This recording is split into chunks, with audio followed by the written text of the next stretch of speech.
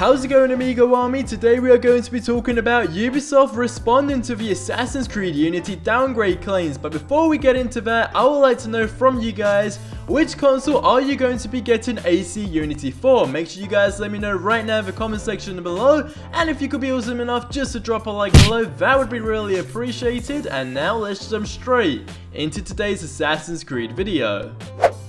So earlier this week, the senior producer for Ubisoft, who goes by the name Vincent, did say that Assassin's Creed Unity will run at 900p and 30 frames per second on both the PlayStation 4 and the Xbox One to, quote, avoid all the debates and stuff. Now, Ubisoft later clarified that the locked resolution and frame rate on both consoles weren't made to account for any one system. Now, this is where things kinda get interesting, because even after this, a blog post was made by the communications manager who goes by the name Gary, and he did clarify that the studio would never stop a game from achieving its full potential.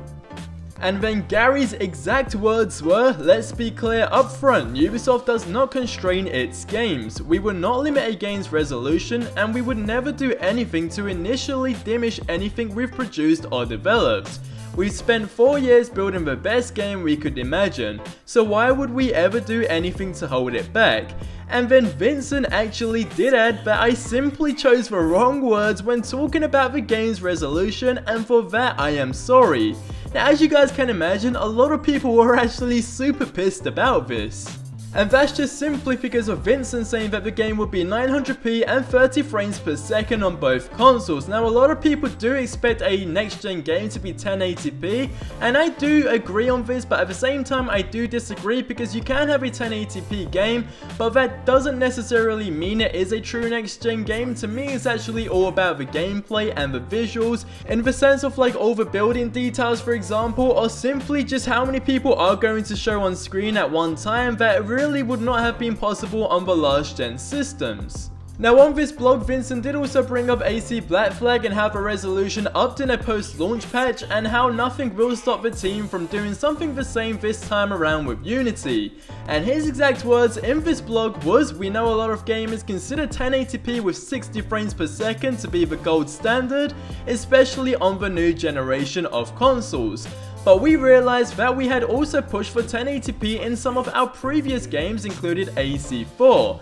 But we made the right decision to focus our resources on delivering the best gameplay experience, and resolution is just one factor. And there is no real cost to all those NPCs, to all the details in the city, to all the systems working together, and lastly to all the seamless co-op gameplay.